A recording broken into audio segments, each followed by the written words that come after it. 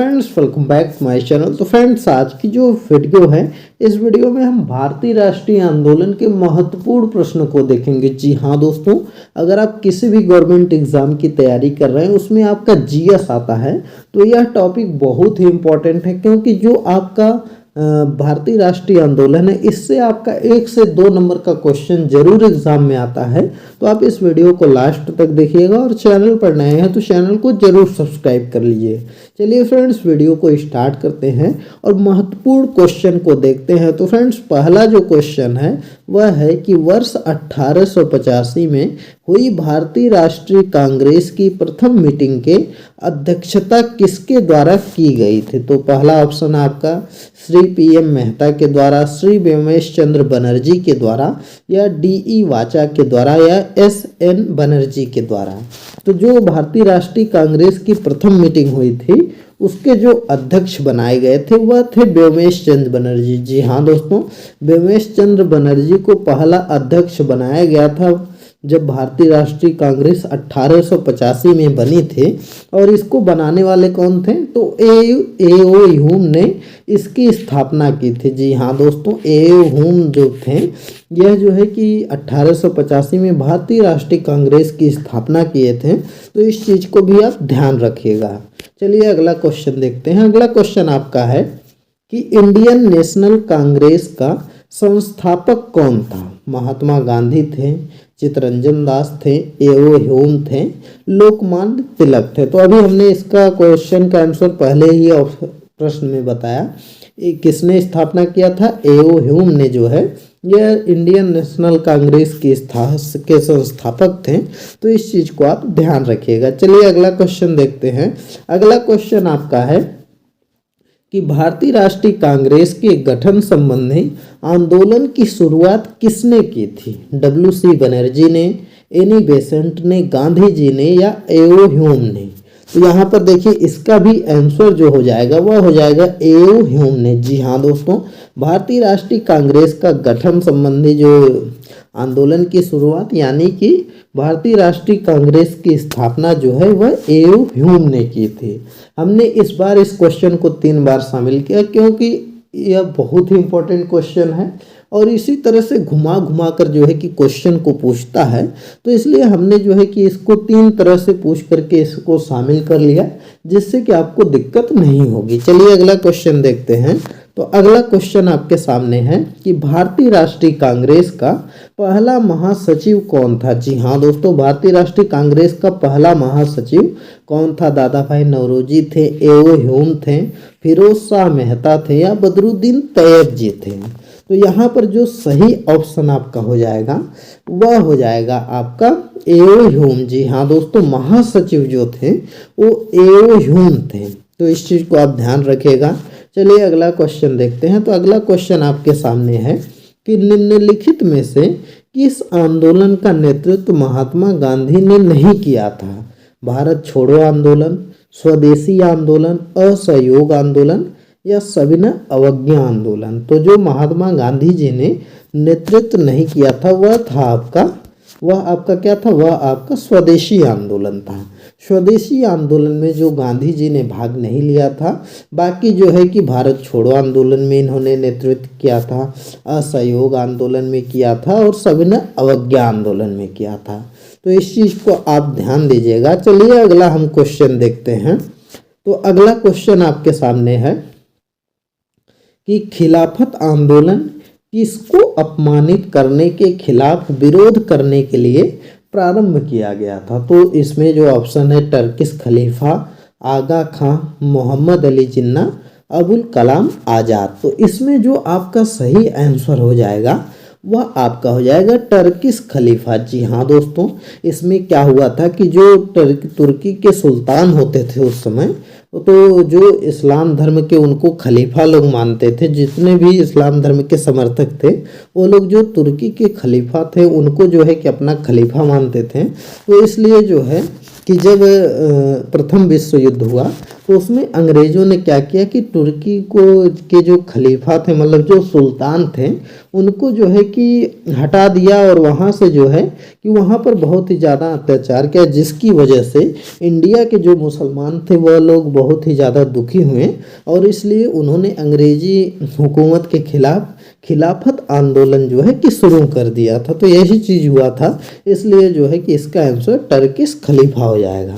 चलिए अगला क्वेश्चन देखते हैं। तो अगला क्वेश्चन है कि पाकिस्तान नाम किसने गढ़ा था। जी हाँ दोस्तों, पाकिस्तान नाम किसने गढ़ा था। मोहम्मद अली जिन्ना, फजलुल हक, लियाकत अली खान, चौधरी रहमत अली। तो इसका जो सही आंसर हो जाएगा वह हो जाएगा आपका चौधरी रहमत अली। जी हाँ दोस्तों, जो पाकिस्तान नाम है वह सर्वप्रथम चौधरी रहमत अली ने यह गढ़ा था। तो इसका आंसर आपका डी हो जाएगा। अगला क्वेश्चन देखते हैं कि 1916 ईस्वी में भारतीय राष्ट्रीय कांग्रेस और मुस्लिम लीग एक दूसरे से निकट आ गए थे। तो लाहौर के अधिवेशन में आए थे, कि अमृतसर के अधिवेशन में, कि लखनऊ के अधिवेशन में, या हरिपुरा के अधिवेशन में। तो देखिए 1916 में जो राष्ट्रीय कांग्रेस मुस्लिम लीग हुआ था, तो उसमें कांग्रेस और मुस्लिम लीग एक दूसरे के निकट आए थे।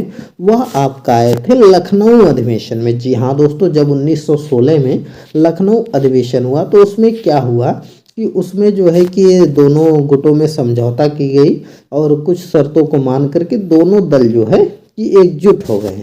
तो यह आपका लखनऊ में हुआ था। यह बहुत ही इंपॉर्टेंट अधिवेशन है 1916 वाला, क्योंकि यह बहुत पूछा जाता है, तो इसलिए आप इस चीज़ को ध्यान रखिएगा।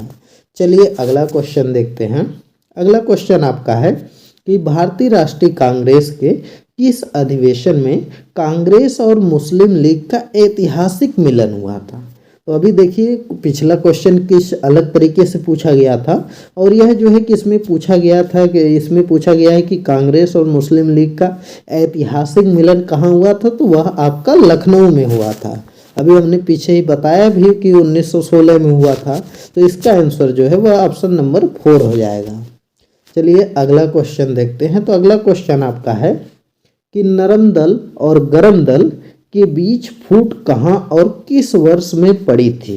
1907 में कांग्रेस के सूरत अधिवेशन में, 1885 के कांग्रेस के मुंबई अधिवेशन में, या 1886 के कांग्रेस के कोलकाता अधिवेशन में, या 1920 के कांग्रेस के नागपुर अधिवेशन में।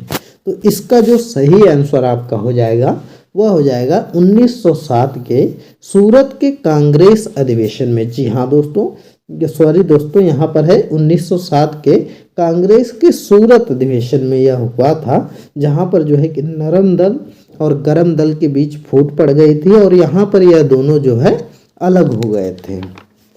चलिए अगला क्वेश्चन देखते हैं। तो अगला क्वेश्चन आपका है कि इंडियन नेशनल कांग्रेस का बंटवारा मध्यम मार्गी और चरमपंथी वर्गों में किस वर्ष में हुआ था। तो यहाँ पर यह पूछा गया है। तो 1907, 1908, 1909 और 1910। तो अभी हमने पीछे ही बताया था कि नरम दल और गरम दल में किस वर्ष बंटवारा हुआ था। तो 1907 में हुआ। तो यह चीज़ आप ध्यान रखिएगा। इसका आंसर नंबर 1 हो जाएगा। अगला क्वेश्चन देखते हैं। अगला क्वेश्चन आपका है कि जलियांवाला बाग हादसे में से कौन सा ब्रिगेडियर का संबंध था। जनरल हैरिस, जनरल डायर, या जो है कि लॉर्ड रिपन, या आर्थर विल्सले। तो इसमें जो सही ऑप्शन हो जाएगा वह जलियांवाला बाग हादसे का जो संबंध था वह आपका जनरल डायर से था। जी हाँ दोस्तों, जनरल डायर ने जो है कि वहाँ पर जब सभा हो रही थी जलियांवाला बाग में, वहाँ पर इन्होंने गोली चलाने का आदेश दे दिया था, जिससे कि बहुत से जो है कि लोग मर गए थे। तो इसका संबंध जो है कि वह आपका जनरल डायर से है। और वह तिथि आप याद रखिएगा, वह तिथि थी आपका 13 अप्रैल 1919 और बैसाखी का दिन था। और वहाँ पर जो है कि इसमें इन्होंने क्या किया था कि भीड़ पर गोली चलाने का आदेश दे दिया था। चलिए अगला क्वेश्चन देखते हैं। अगला क्वेश्चन आपका है कि लाला लाजपत राय किसके विरुद्ध प्रदर्शन कर रहे थे जब वे पुलिस के लाठी का शिकार हुए। तो यहाँ पर रॉलेट एक्ट है, मिंटो मार्ले सुधार है, साइमन कमीशन है, या पिट्स इंडिया एक्ट है। तो देखिए लाला लाजपत राय जो विरोध कर रहे थे वह आपका साइमन कमीशन का विरोध कर रहे थे।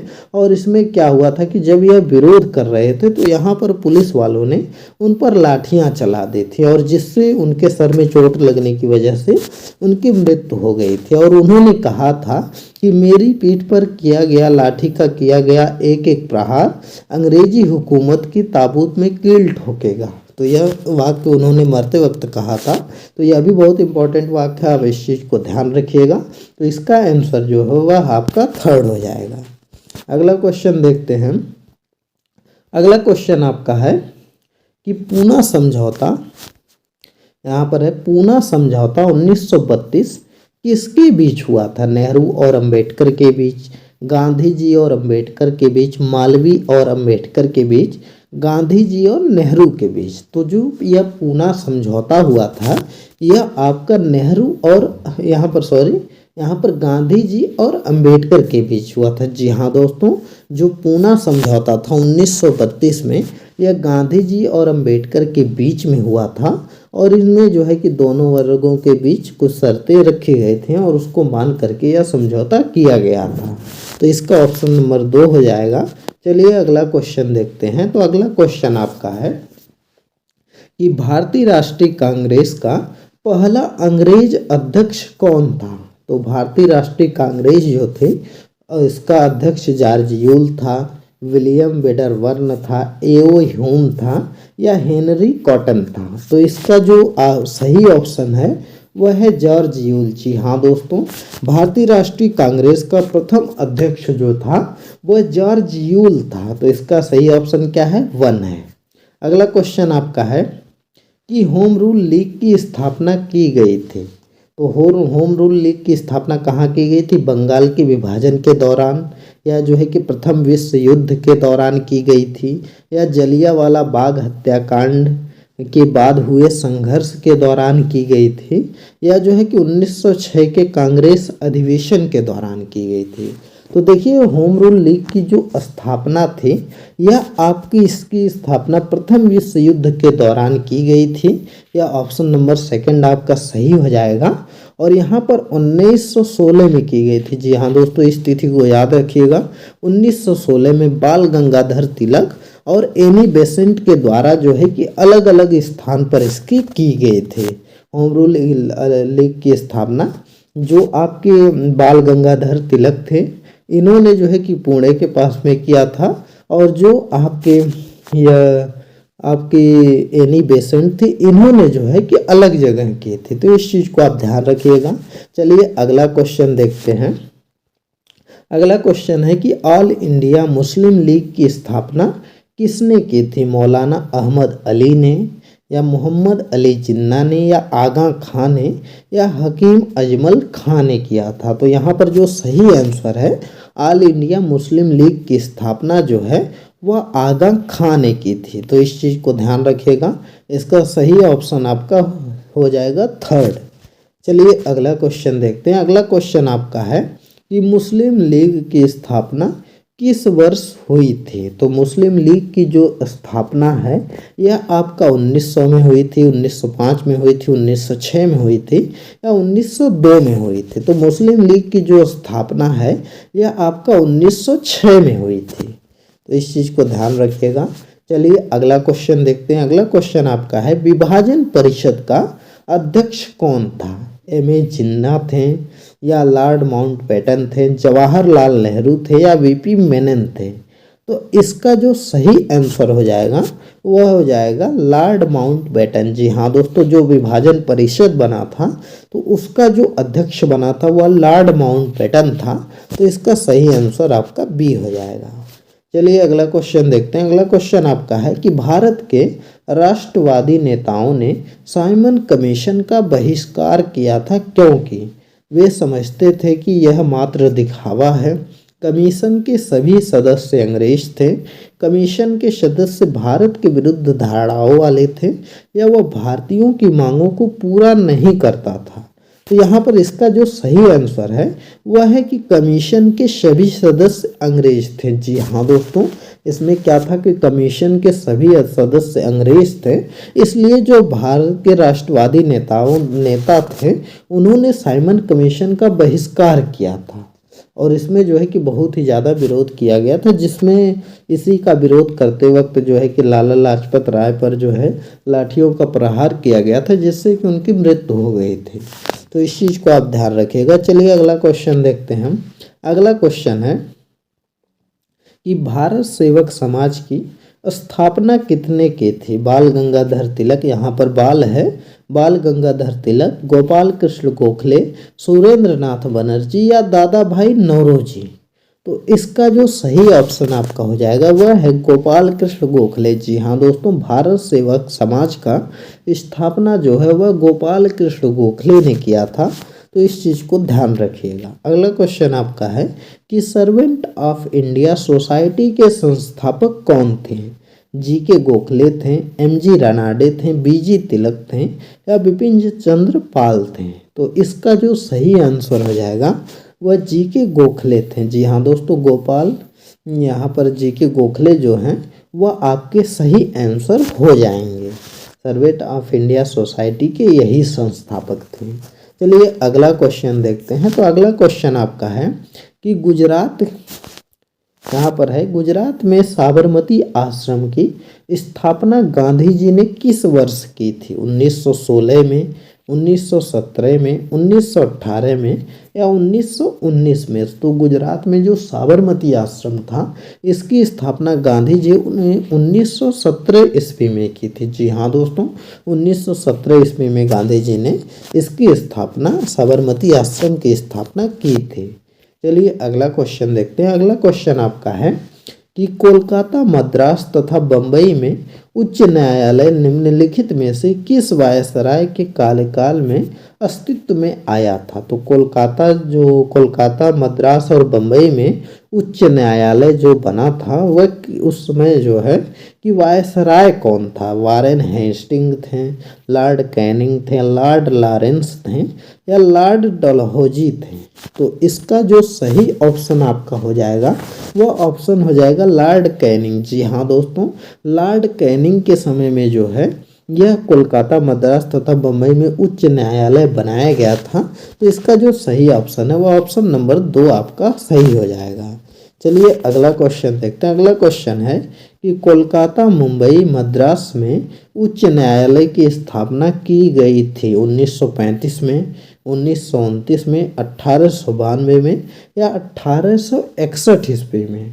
तो यहाँ पर जो सही ऑप्शन आपका है वह है 1861 ईस्वी में। जी हाँ दोस्तों, उच्च न्यायालय अधिनियम 1861 के तहत लॉर्ड कैनिंग के कार्यकाल में 1 जुलाई 1862 को कलकत्ता में, 14 अगस्त 1862 को बम्बई में तथा 15 अगस्त 1862 को जो है वह मद्रास में उच्च न्यायालय की स्थापना की गई थी।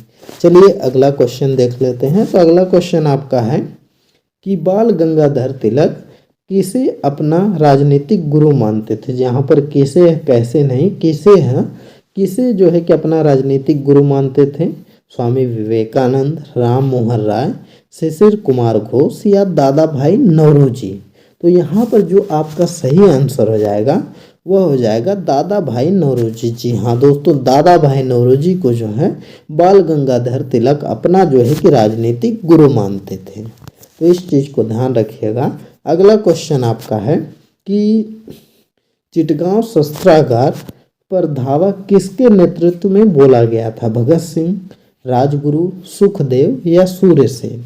तो इसका जो आपका सही आंसर हो जाएगा वह आपका हो जाएगा सूर्यसेन। जी हाँ दोस्तों, सूर्यसेन के नेतृत्व में जो चिटगांव का शस्त्रागार था उसमें जो है कि 18 अप्रैल 1930 में इस पर धावा बोला गया था, जिसमें जो है कि इनको सूर्यसेन जो थे इनको लोग प्यार से मास्टर दा भी कहते थे। तो इस चीज़ को आप ध्यान रखिएगा।